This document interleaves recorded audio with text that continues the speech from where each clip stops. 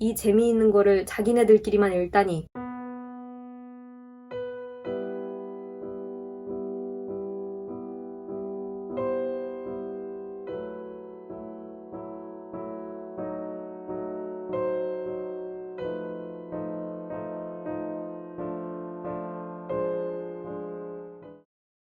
안녕 여러분. 원래 그냥 독서 브이로그를 찍기 시작했던 건데 어쩌다 보니까 RF 쾅 작가의 바벨이라는 이 책의 독서 브이로그 겸 리뷰 영상이 될 것 같아서 그냥 아예 이 소설의 줄거리랑 세계관부터 먼저 설명을 하고 영상을 시작하는 게 더 낫겠더라고요. 이 소설은 1830년대 영국 옥스퍼드를 배경으로 하고 있습니다. 이 소설 속 세계관에서 영국은 실제 역사에서 그랬던 것처럼 식민지와 산업혁명, 무역 이런 거로 엄청난 부를 독차지한 제국이고요. 그런데 여기서 중요한 점은 이 소설 속 세계관의 핵심이 되는 게 바로 은막대와 실버워크라는 점입니다. 그리고 이 은막대와 실버워크는 번역이라는 것과 직결되어 있고요. 우리가 번역을 할 때 원문과 번역 사이에 미묘한 의미의 차이가 생기기 마련이잖아요. 이 의미의 차이, 그 유실되는 의미를 은막대가 잡아내서 마법으로 실현을 시키는 겁니다. 이 책에 나오는 단어를 실제로 한번 예를 들어보자면 영어의 트리클이라는 단어는 당미를 뜻하는데 이 단어는 해독제 또는 뱀에 물린 상처 치료제를 뜻하는 고대 프랑스어 트리아클에서 유래를 했다고 합니다. 그럼 이 고대 프랑스어의 트리아클이 영어의 트리클로 옮겨지는 사이에 해독하거나 치료한다 라는 의미가 유실된 거잖아요. 은막대는 그 뜻을 포착해서 어떤 병을 치유하는 마법을 부리게 되는 거죠. 물론 이것 말고도 다양한 마법들이 등장을 하는데요. 이렇게 이 세계관에서 영국은 막대한 양의 은막대를 만들어내고 보유하고 있어서 번영을 누리고 있고요. 이 은막대를 만들고 다루는 작업을 실버워크라고 하는 겁니다. 그리고 이 영국 사회의 꼭대기에서 실버워크, 더 크게는 번역이라는 작업을 하는 게 옥스퍼드 대학교의 왕립 번역원, 즉 바벨의 일이고요. 여기까지가 이 소설 속의 세계관이었고요. 이 소설의 주인공은 로빈 스위프트라는 이름의 남학생입니다. 원래 로빈은 중국 광둥 출신의 소년이었어요. 콜레라가 창궐해서 어머니도 돌아가시고 이 소년도 죽을 위기에 처해 있었는데 갑자기 리처드 러벌이라는 한 영국 백인 교수가 나타나서 이 소년을 구해줍니다. 그리고 후견인이 되어서 이 소년을 영국으로 데려가요. 이 과정에서 소년은 로빈 스위프트라는 영어식 이름을 새로 갖게 된 거고요. 로빈은 러벌 교수의 지시로 고대 그리스와 라틴어를 아주 강도 높은 교육으로 배우게 되고 결국 옥스퍼드 대학교 왕립 번역원, 즉 바벨에 입학하게 됩니다. 중국 출신으로 어느 날 갑자기 영문도 모른 채 영국으로 왔고 특히 여기는 백인 중심 사회이다 보니 로빈은 정체성에 있어서 큰 혼란을 겪었겠죠. 그래도 같이 바벨에 입학한 인도 출신 남학생 라미, IT 출신 여학생 빅투아르, 그리고 딸이라는 이유로 차별을 겪다가 오빠 대신 바벨에 입학하게 된 영국인 여학생 레티를 만나서 마음을 붙이게 됩니다. 그런데 여기서 문제가 하나 생깁니다. 로빈이 바벨에서 본격적으로 공부를 시작하기도 전에 바벨의 반기를 드는 헤르메스라는 비밀 조직의 존재를 알게 된 겁니다. 헤르메스는 바벨, 더 나아가서는 제국주의 정책을 펼치는 영국 자체에 저항하는 조직인데요. 조직원이 누구누구인지, 규모는 얼마나 되는지, 정확히 무슨 일을 하는지 이런 것들을 아무것도 모른 채 로빈은 헤르메스의 일원인 그리핀으로부터 자기네 일을 좀 도와달라라는 요청을 받습니다. 바벨의 내부인으로서 자기네들에게 유용한 정보라든지 은막대라든지 이런 거를 좀 유출시켜달라, 빼내달라라는 거죠. 과연 로빈은 어떤 선택을 할지, 앞으로 어떤 일이 펼쳐질지 그거는 이 책을 읽어보면서 직접 알아가시면 좋을 것 같습니다. 네, 이렇게 대략적인 줄거리와 세계관 소개가 끝났고요. 본격적으로 브이로그 파트 시작해보도록 할게요. 이 책에 대한 감상도 중간중간 좀 들려드릴 수 있을 것 같습니다.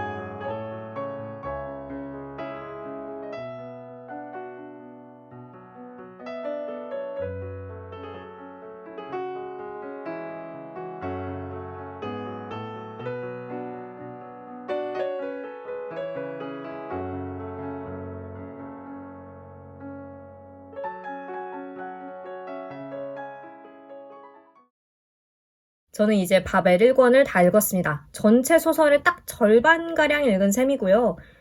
재미있게 읽고 있습니다. 이전에 올렸던 요즘 제 영상에서 말씀드렸던 것처럼 어렸을 때부터 이제 호그와트 미학에 절여져 살았던 해리포터 키즈로서 다크 아카데미아라는 어떤 분위기, 이미지, 비록 그게 철저히 서구 백인 남성 중심의 그 엘리트주의에서 기반한 것이라고 해도 문학, 철학, 역사, 그리고 뭐 고전적인 양식의 대학 건축물들, 도서관, 클래식, 이 모든 게 자연스레 동경의 대상이 됐던 것 같아요. 그래서 자연히 이 소설에도 관심이 갔던 거고, 이 책 안에 이제 번역에 관해서 굉장히 흥미로운 내용들이 많이 나오고, 그게 겉핥기식으로만 다뤄지는 게 아니라 꽤나 본격적으로 서술되고 있거든요. 그래서 언어와 역사 이런 거에 관심이 있는 사람이라면 누구나 정말 눈을 반짝반짝 빛내면서 읽을 그런 책인 것 같습니다. 그리고 또 재미있는 것은 이 책의 주인공인 로빈 스위프트가 중국 출신이다 보니까 소설의 한자가 꽤 많이 언급이 되거든요.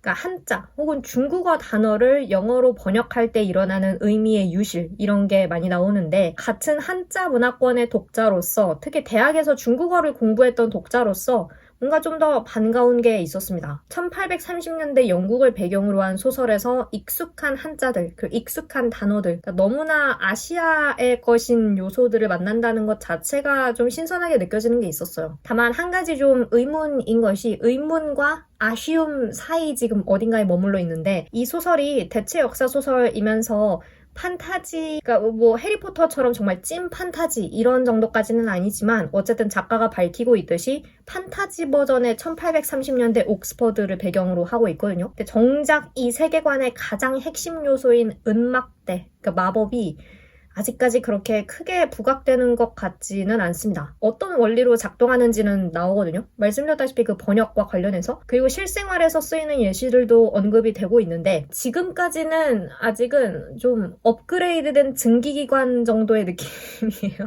병을 한 방에 치유하고 사람의 모습을 갑자기 안 보이게 하고 이런 진짜 마법다운 마법들도 나오기는 하는데 그것들 외에 대부분은 뭐 예를 들면 배가 더 빨리 가게 한다든지 종소리가 더 크게 멀리까지 울려 퍼지게 한다든지 아니면 무도회에서 꽃이 더 활짝 피게 만든다든지 요 정도여서 뭔가 그렇게 매력적인 마법 장면이 아직까지 나오진 않았다. 작가가 애초에 이 정도의 마일드한 판타지 설정을 의도한 것 같기는 한데 그래도 제가 이 책을 읽기 전에 기대했던 뭔가 진짜 눈이 핑핑 돌아가는 신기한 마법 그런 것은 나오지 않는다. 우리가 일반적으로 생각하는 그런 윙가르디온 레비오사 같은 마법이라기보다는 기술에 가까운 것 같아요. 근데 조금 마법적인 방식으로 작동하는 기술? 그래서 이 책을 읽으실 분들은 그 점을 염두에 두고 읽으셔야 할 것 같습니다. 아무튼 지금 1권을 끝낸 시점에서 뭔가 일이 벌어졌습니다. 그래서 2권에서 이제 본격적인 액션들이 좀 일어날 것 같아요. 2권에서는 뭔가 조금 더 밝혀지는 게 있기를 바라면서 그리고 은막대라는 것이 조금 더 이렇게 중점적으로 부각되는 그런 스토리가 장면이 나오기를 바라면서 더 읽어보도록 하겠습니다. 2권도 벌써 이렇게 사놨거든요. 읽어보도록 할게요.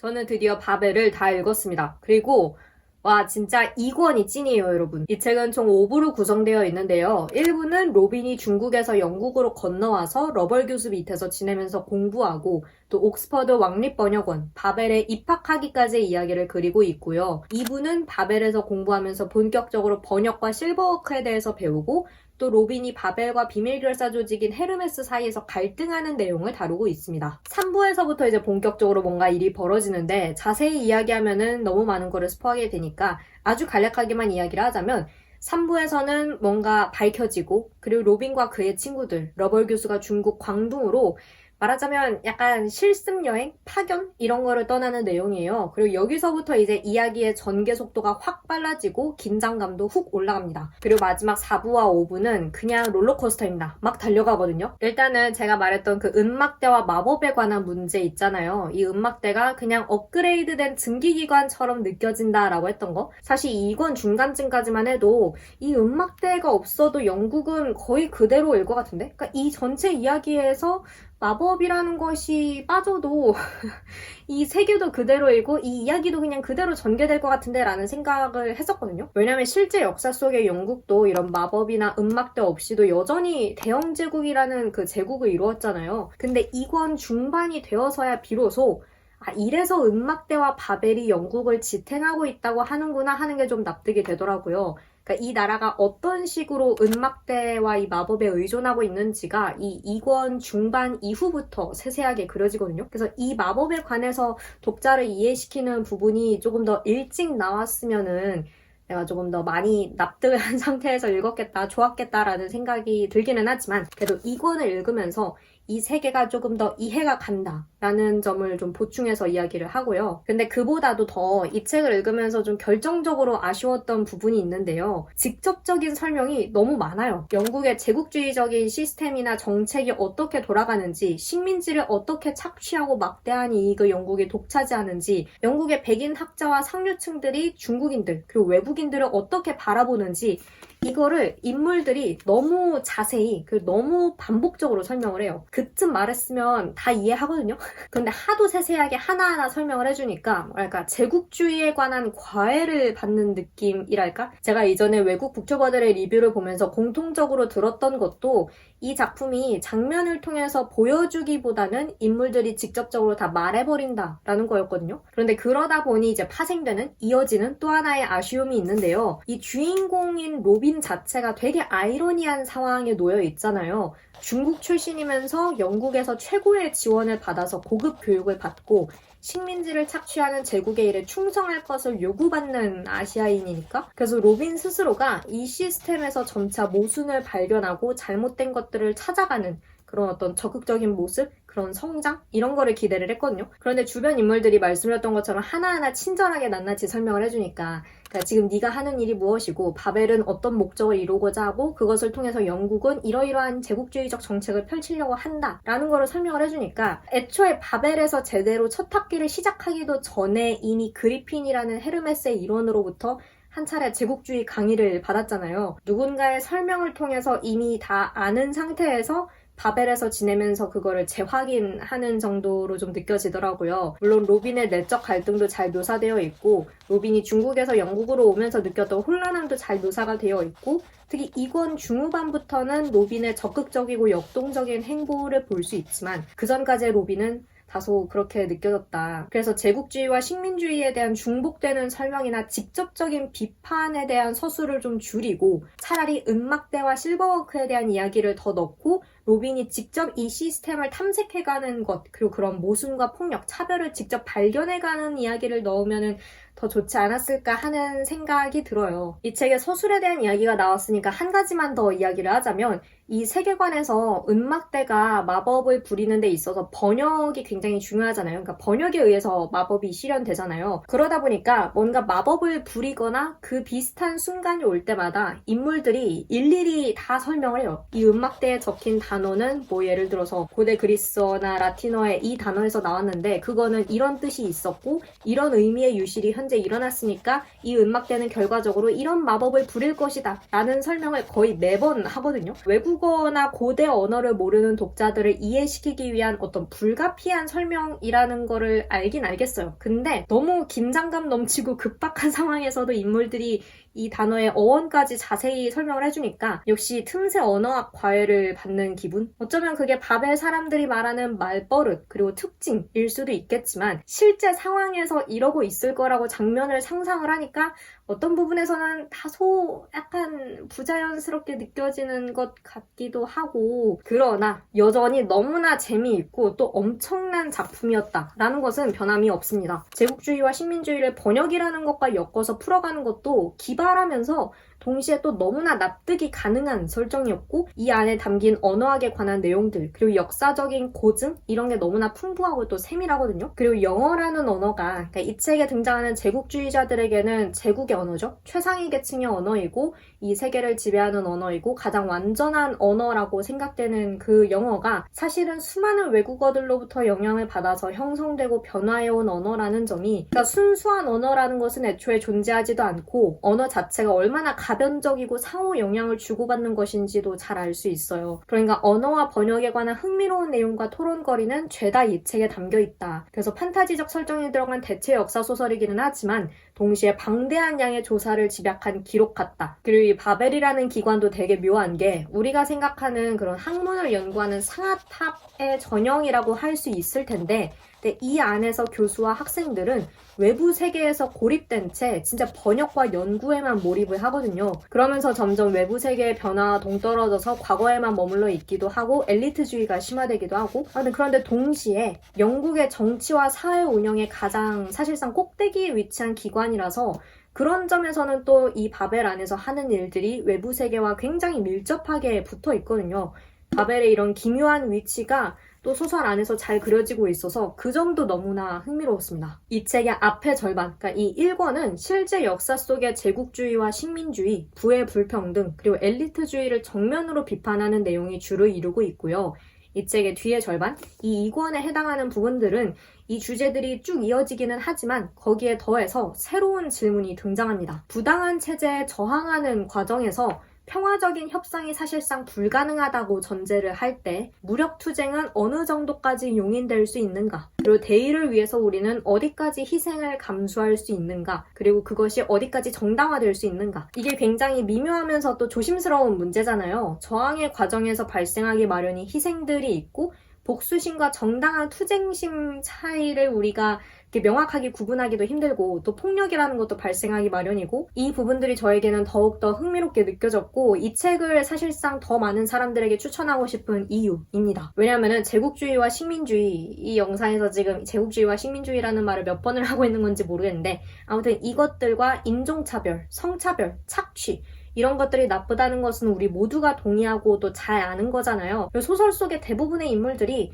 이것에 적극적으로 동조하거나 혹은 분명하게 반대하기 때문에 이견이 생길 여지가 거의 없거든요. 그런데 이 책의 후반부, 이 2권 중후반부에 가서는 같은 가치와 목적을 두고도 다양한 접근법이 있을 수 있다는 것, 그리고 그 과정에서 굉장히 격렬한 논쟁이 벌어질 수 있다는 것을 볼 수가 있습니다. 그 부분에서 정말 긴장감이 폭발하고 있고요. 그리고 그것이 실제 영국에서 있었던 러다이트 운동이라든지 더 크게는 역사적으로 반복되어 온 피지배 계층의 권력과 체제에 대한 투쟁, 저항, 이것과 맞물려서 그려지고 있기 때문에 이 책의 진가가 발휘하는 부분이 이 2권에서 정말 많이 나오고 있습니다. 여러분, 이 책은 진짜 2권까지 다 읽어봐야 됩니다. 2권 끝까지 읽어봐야 되고요. 말하자면은 롤러코스터인데 1권까지는 완만하게 올라가는 오르막길이 길게 이어지고 모든 막 빙글빙글 돌고 거꾸로 뒤집히고 급강했다가 훅 올라가는 그런 그 모든 재미있는 파트는 약간 2권에 몰려있다. 그리고 이 책의 결말도 저는 너무나 마음에 들었고, 솔직히